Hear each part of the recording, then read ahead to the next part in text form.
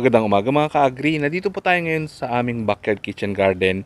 Ipapasyal ko po kayo. Very quick tour lang kung ano po yung mga crops na nandito.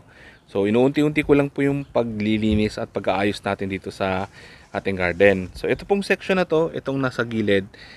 Dito po nakatanim yung mga sili, yung mga bell pepper natin. Ayan, ang daming mga bulaklak. Ito na po yung mga bunga niya. Nakaraan may problema po itong tanim na to pero nasa ulian na. Gumanda na ulit yung mga dahon. Nag-apply lang tayo dyan ng Epsom salt. Tapos yung talong natin may mga bunga na. Okay lang po yan kung may mga butas as long as hindi naman ganoon ka-destructive yung pagkasira ng mga dahon. Kasi hindi natin maiwasan.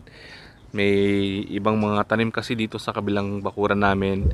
So dyan po hindi nakokontrol yung mga peste. Nakakarating po dito sa aming garden. Then dito naman sa gitna, andito yung aking flower garden. Ito po yung ating natural insect attractant. Nagtatawag po sila ng mga beneficial insects. Yan po yung nagiging pollinators dito sa ating garden. Kaya marami po tayong naha-harvest. Tapos nakakatulong din yan para mag-attract ng mga insekto na predator na ibang mga peste. So andito naman yung ating Brazilian spinach. Andito yung ating cherry tomato. Ang dami ng bunga. Sunod-sunod na yung kanyang pagbubunga. Tapos ito namang section na to yung ating plant and forget. Andyan yung ating luya, luyang dilaw, tanglad. May tumubo din dyan na kamatis, na cherry din. Tapos ito yung ating malunggay. Andyan na po yung ibang mga tanglad dyan na natin nilagay. Tapos dito naman yung ating different layers ng mga crops. Meron tayong sinabit na mga leafy vegetables, yung ating lettuce.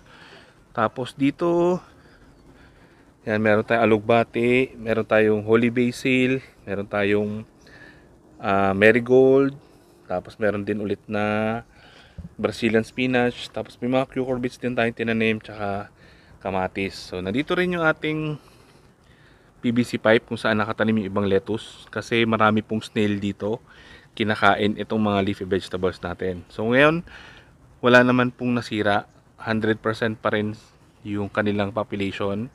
Wala pong nakain ng mga snails dahil nakahang po yung ating taniman. Then dito rin makikita yung ating composting bin. Ito dyan ko tinatambak yung mga damo, yung mga tanim na binubunot natin. Katabi niyan yung ating swamp fertilizer. So dyan ko na rin nilalagay yung mga sariwang dahon, mga damo, tapos yung mga kitchen waste.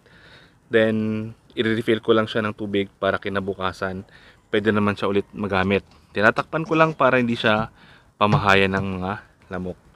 Then itong tanglad na to aalisin ko na. Ilalagay ko po doon sa bandang likod kasi sobrang sukal niya. So actually isang bulb lang po yung tinanim natin dito. Napuno niya yung gulong. Ayan, marami na po ako na harvest. Yung iba tinrastan ko na doon sa likod. Makapal pa rin siya. Sinuunti-unti ko lang para maganda po yung ating entrance ng ating backyard kitchen garden. Tapos may mga kamantigi rin tayo dito. Yan, ang bilis niya lang malanta dahil sobrang init po ngayon. Pero pag nadiligan, makaka-recover naman sila ulit. So sana po na-inspire kayo sa ating backyard kitchen garden. Sana po i-share nyo rin yung inyong ginagawang backyard kitchen garden. Maraming salamat po. Happy farming!